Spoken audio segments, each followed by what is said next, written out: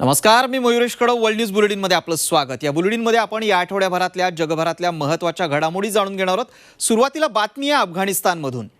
काबूल विमानतळ हल्ल्याला 36 तास उलटल्यावर अमेरिकेनं आयसिसच्या अड्ड्यांवर हल्ले केलेत.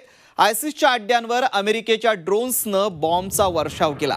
बॉम्ब हल्ल्याचा सूत्रधार ठार झाल्याची प्राथमिक माहिती आहे असं अमेरिकेनं म्हटलंय. या हल्ल्यात सामान्यांचे बळी गेले नाहीत असा दावा देखील अमेरिकेनं केलाय. काबूल विमानतळ सिरियल ब्लास्टमध्ये 169 लोकांचा बळी गेलाय. त्यात 13 अमेरिकन सैनिकांचाही समावेश आहे. त्यानंतर आम्ही शोधून काढू आणि बदला घेऊ असं अध्यक्ष जो बायडन यांनी म्हटलं होतं. त्यानंतर हे हल्ले करण्यात आले.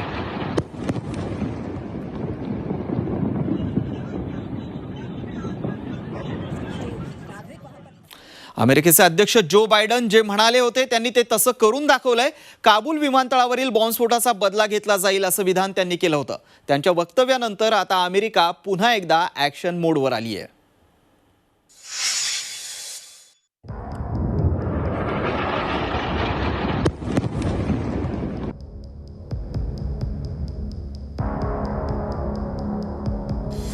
काबूलमध्ये स्फोट, अमेरिकेला हादरा.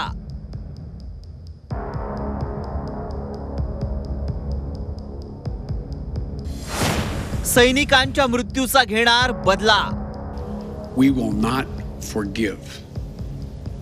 We will not forget. Uncle सॅमचा आयसिस केला इशारा. काबूल विमानतळावर गुरुवारी मृत्यूनं थैमान घातलं.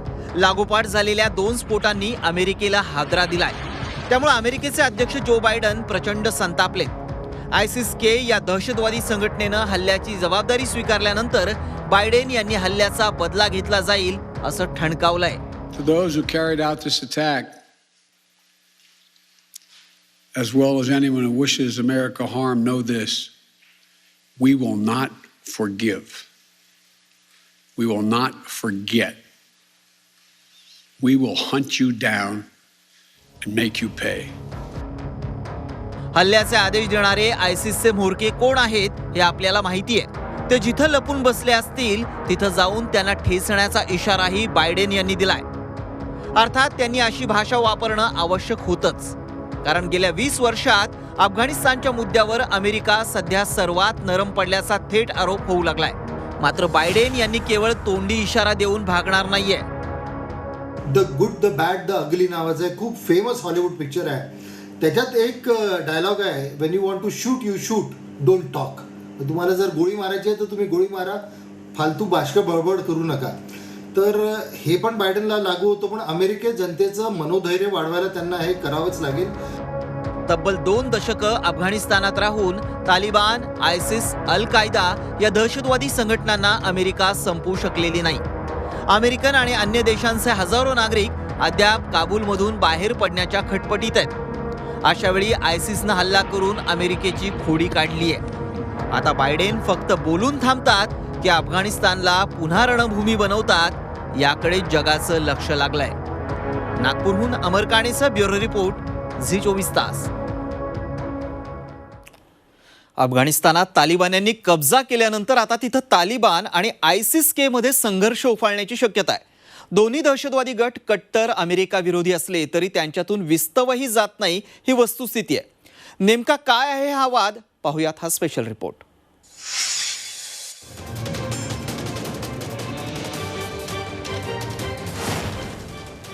आयसिस केला घाबरलं तालिबान.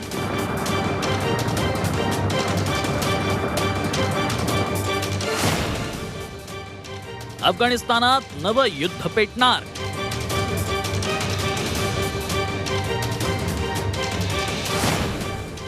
का उठले एकमेकांच्या जीवावर?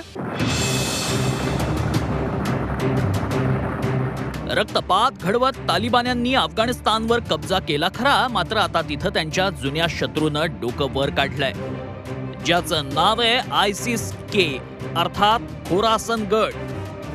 काबूलमध्ये 2 बॉम्बस्फोट घडवत आयसिसनं आपल्या अस्तित्वाची जाणीव करून दिली.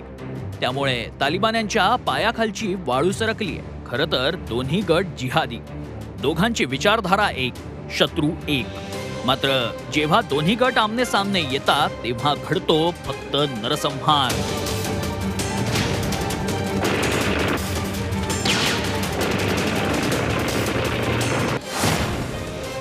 आयसिसचा खोरासन गट हा अफगाणिस्तानच्या नांगरहर या प्रदेशातील 2012 साली जिहादींनी या गटाची निर्मिती केली. त्यानंतर 2014 साली पश्चिम आशियात आयसिस म्हणजे इस्लामिक स्टेटची स्थापना झाली. पुढे खोरासन गट त्यात सामील झाला. आयसिसचं सर्वात घातक मॉडेल म्हणून आयसिस के कडे पाहिलं जातं. हा गट तालिबानचा कट्टर शत्रू मानला जातो. तालिबानमधील असंतुष्ट पाकिस्तानी आणि अफगाणी तरुणांना खोरासन गट आपल्यात सामील करून घेतो. सध्या अफगाणिस्तानात प्रचंड अफरातफर माजली आहे. या निमित्तानं आपलं अस्तित्व दाखवण्याची संधी आयसिस केनं साधली आहे. तर या बॉम्ब हल्ल्यांच्या माध्यमातून अमेरिका आणि तालिबान हे एक प्रकारे जसे पुढे पुढे सरकत होते त्याला कुठेतरी खीळ बसवण्याचा प्रयत्न आयसिस खोरासनचा राहिलेला आहे. आणि एवढंच नाही तर सगळ्या जगाला आयसिस खोरासनला सांगायचंय की इस्लामिक दहशतवादाच्या बाबतीत, शरिया कायद्याच्या बाबतीत आम्ही सुद्धा एक महत्वाचा प्लेयर आहोत, म्हणून आमच्याकडे दुर्लक्ष करून तुम्हाला चालणार नाही. तालिबानपेक्षा आयसिस केचा धोका अधिक आहे याची जाणीव अमेरिकेलाही होती. त्यामुळे तालिबान्यांचा बंदोबस्त करण्याआधी अमेरिकन फौजांनी एअर स्ट्राईक करत खोरासन गटाला ठेचून काढलं. मात्र आता अमेरिकन फौजा अफगाणिस्तानातून परतताय. त्यामुळेच आयसिस केनं आपलं डोकं वर काढलंय. तालिबान विरुद्ध आयसिस के संघर्ष पेटला तर अफगाणिस्तानची पुन्हा स्मशानभूमी होणार. ब्युरो रिपोर्ट, झी 24 तास. अफगाणिस्तानमध्ये तालिबानी राजवटीनंतर आता अतिरेक्यांच्या हाती अण्वस्त्र लागण्याची भीती व्यक्त होऊ लागली आहे. पाकिस्तानात घुसून तालिबानी अण्वस्त्रांवर ताबा मिळवतील आणि सगळं जग अणुयुद्धाच्या खाईत जाईल अशी शंका देखील घेतली जातीये.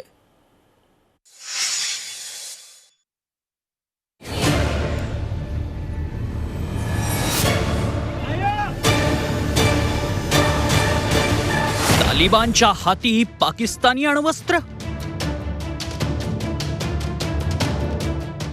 कल्पनेनंच उडवली अमेरिकेची झोप.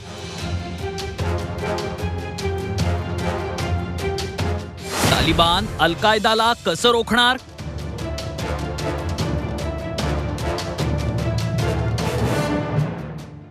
अफगाणिस्तानवर कब्जा केलेला तालिबान आता पाकिस्तानकडे असलेली अण्वस्त्र हस्तगत करू शकतो या विचारानं अमेरिकेच्या पायाखालची वाळू सरकलीये. त्यामुळेच अमेरिकेच्या सिनेट आणि काँग्रेसमधील 68 सदस्यांनी राष्ट्राध्यक्ष जो बायडन यांना पत्र लिहिलंय. अफगाणिस्तानचा कब्जा घेतल्यानंतर तालिबान पाकिस्तानला अस्थिर करण्याची भीती यात वर्तवलीय. ज्या वेगानं तालिबाननं काबूल काबीज केलं त्याबाबत चिंता व्यक्त करण्यात आली आहे. अफगाणिस्तानमध्ये तालिबान राजवट स्थिर झाल्यानंतर पाकिस्तान सीमेवर सैन्य जमवू शकतात. तसंच पाकिस्तानातील अतिरेक्यांच्या मदतीनं तिथली राजवट उलथवून टाकण्याचा प्रयत्न होऊ शकतो.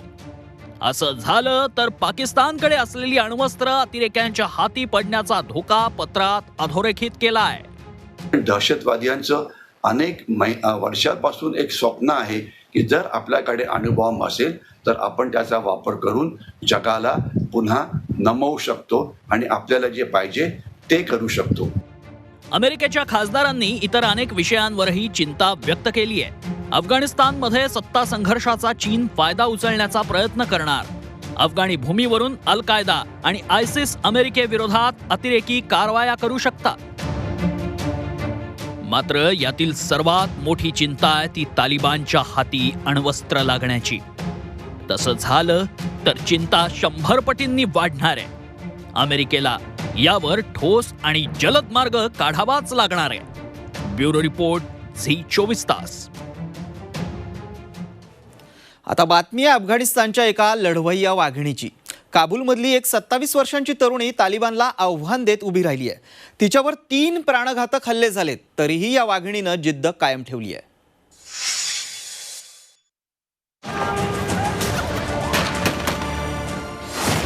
एका तरुणीनं फोडला तालिबान्यांना घाम. तालिबानच्या हल्ल्यांना तरुणीचं सडेतोड उत्तर. तालिबान्यांना नडणारी ही तरुणी कोण?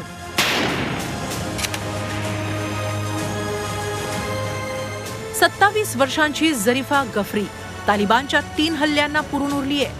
तालिबान राजवटीआधी काबूल लगतच्या वार्डक प्रांताची ती महापौर होती. महिलांचे अधिकार आणि सामाजिक प्रश्नांवर रोखठोक बोलणारी जरीफा तालिबान्यांच्या डोळ्यांत गेले कित्येक वर्ष खुपतीये. म्हणूनच तिचा काटा काढण्याचा कट तालिबाननं तब्बल 3 वेळा आखला. This country was ours and this country will remain ours. Doesn't matter who comes, when comes.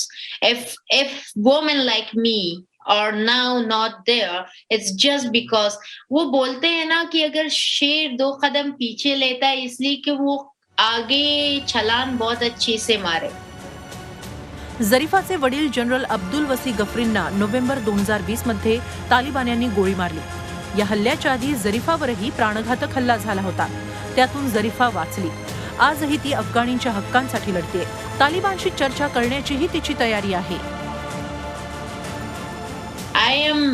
I'm taking the responsibility. I'm avoiding all the pain, all the suffer, everything that I have been through it just because of Taliban. I'm just forgetting my dad's death. I'm forgetting that they are here, they were here, and they are here to kill me. I'm doing that and overcome my feelings, and I'm trying to sit back with them. Taliban राजवट क्रूरच असणार यात शंका नाही. तालिबानला घाबरून अफगाणिस्तानचे नेतेच देश सोडून पळून गेले. पण अफगाणिस्तानचं अस्तित्व टिकवण्यासाठी ही 27 वर्षांची तरुणी तालिबानला आव्हान देत जिद्दीनं उभी ठाकलीय. ब्युरो रिपोर्ट, झी24 तास. आता एक वेगळी बातमी. आपल्याकडे कुटुंबाला वेळ देता येत नाही या कारणावरून नवरा बायकोत हमखास भांडणं होत असल्याचं चित्र दिसतं. जपान सरकारनं मात्र एक भन्नाट निर्णय घेतलाय. ऑफिसात जर एखाद्याला बायकोची आठवण आली तर त्या कर्मचाऱ्याला सुट्टी देण्यात यावी असा हा निर्णय आहे. तिथल्या सरकारला पती पत्नीच्या नात्यांबद्दल इतकं प्रेम निर्माण का झालंय, चला पाहूयात.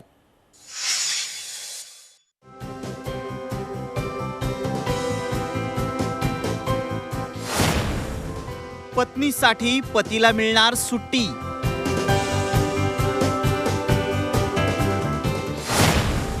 बायकोची आठवण आली तर सुट्टी द्या.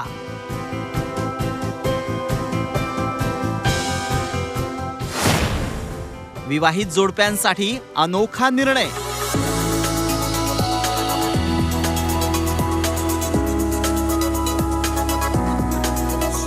पती पत्नीच्या नात्याबद्दल सध्या जपान सरकारला भारीच पुळका आलाय. नवऱ्यानं आपल्या बायकोला जास्तीत जास्त वेळ द्यावा यासाठी इथं आता एक नवी संकल्पना राबवली जातीये. एखाद्याला ऑफिसात बायकोची आठवण आली तर त्याला सुट्टी देण्यात यावी, ती देखील भरपगारी, अशा सूचना करण्यात आल्या आहेत. अर्थात त्यामागे कारणही तसंच आहे. जपान सरकारला घटत्या लोकसंख्येची चिंता वाटतीये. देशात तरुणांची लोकसंख्या अत्यंत कमी आहे. त्यामुळे जास्तीत जास्त जन्मदर वाढावा यासाठी सरकार इथल्या जोडप्यांना प्रोत्साहन देत आहे. 1950 ते 1971 या काळात लोकसंख्या वाढीच्या बाबतीत जपान आघाडीवर होता. सर्वाधिक लोकसंख्या असलेल्या देशांच्या यादीत जपान पहिल्या 10 क्रमांकांमध्ये होता. मात्र त्यानंतर गेल्या 50 वर्षात जपानमधल्या लोकसंख्येत कमालीची घट झाली आहे. तरुणांची संख्या कमी असल्यानं त्याचा परिणाम देशाच्या अर्थव्यवस्थेवर होण्याची भीती सरकारला वाटतीये. दोघांनी नोकरी करायची, परंतु मुलं-बाळ होऊ द्यायची नाही, कारण त्यांना त्या मुलाबाळांची लायबिलिटीज नको आहे, किंवा the life is not worth की मुलं-बाळांना आपल्यासारखंच पुन्हा जीवन जगण्याला त्यांना भाग पडण्यापेक्षा मुलं-बाळच होऊ द्यायची नाही, अशा प्रकारची पण सायकोलॉजी वेस्टर्न कंट्रीजमध्ये. जगात एकीकडे चीन आणि भारतासाठी लोकसंख्या वाढ डोकेदुखीचा विषय बनली आहे, तर जपानसारखे असे कितीतरी देश आहेत जिथं डबल इन्कम नो किड्स ही संकल्पना रुजतीये. त्यामुळेच आता लोकांनी मुलं जन्माला घालावीत यासाठी सरकार आणि प्रशासनालाच पुढाकार घ्यावा लागलाय. ब्युरो रिपोर्ट, झी24 तास. आता जगभरातल्या इतरही महत्त्वपूर्ण घडामोडी पाहूयात, अर्थात झटपट. अफगाणिस्तानात तालिबान्यांनी कब्जा केल्यानंतर काबूल विमानतळावर अफरातफरी उडाली आहे. देश सोडण्यासाठी हजारो लोक काबूल विमानतळावर ठाण मांडून बसलेत. दुसरीकडे या प्रवाशांची लूटही सुरू झाली आहे. इथं पाण्याच्या एका बाटलीसाठी तब्बल 3,000 रुपये मोजावे लागत आहेत, तर एका राईस प्लेटची किंमत जवळपास 7,500 रुपये इतकी झाली आहे. विमानतळावरील महिला आणि मुलांची अवस्था अतिशय दयनीय झाली आहे.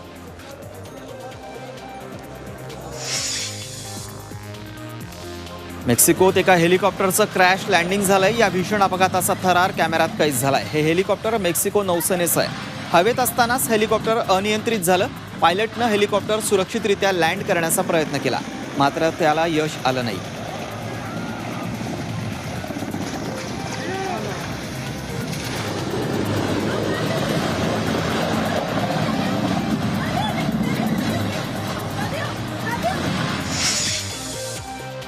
व्हिएतनाममध्ये एक कुटुंब जेवण्यासाठी बसलेलं असताना धक्कादायक घटना घडली आहे. सगळेजण डिनरचा आनंद घेत असताना अचानक मोठा आवाज झाला. हा आवाज दुसरा तिसरा कुठचा नसून फॅनचा होता. आपण या व्हिडिओत पाहू शकतो. या कुटुंबातील सगळेजण जेवायला बसले होते. तिथं लहान मुलंही होती. त्याचवेळी हा फॅन अचानकपणे खाली कोसळतो. सुदैवानं हा फॅन मधोमध पडल्यानं कुणालाही दुखापत झाली नाही.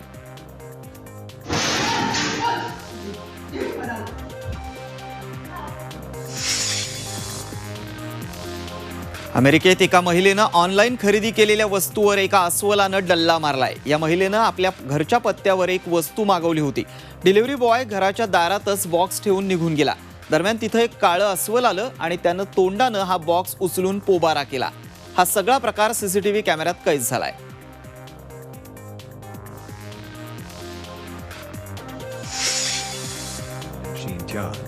चीनमध्ये एका इमारतीच्या 3ऱ्या मजल्यावर आग लागली. या मजल्यावरील एका फ्लॅटमध्ये 2 लहान मुली अडकून राहिल्या होत्या. अशातच 6 लोकांनी मानवी साखळी तयार करून त्या मुलींचा जीव वाचवलाय. चीनच्या हुनान प्रांतात ही घटना घडली आहे. सोशल मीडियात हा व्हिडिओ व्हायरल झाल्यानंतर मुलींना वाचवणाऱ्या लोकांवर कौतुकाचा वर्षाव होतोय.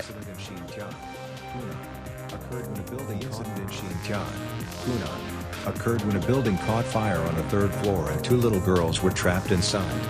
6 men are being called heroes by netizens. डेन्मार्कची राजधानी कोपनहेगन जगातील सर्वात सुरक्षित शहर ठरलंय. गेल्या वर्षी पहिल्या स्थानावर असलेल्या टोकियो, सिंगापूर आणि ओसाका या शहरांना मागे टाकत कोपनहेगननं या यादीत अव्वल स्थान पटकावलंय. इकॉनॉमिस्ट इंटेलिजन्स युनिटनं सर्वात सुरक्षित शहरांची यादी जाहीर केली आहे. त्यात कॅनडातील टोरंटो शहर 2ऱ्या स्थानावर आहे, तर सिंगापूरला 3रं स्थान देण्यात आलंय. मुंबई शहर मात्र 50व्या स्थानावर आहे.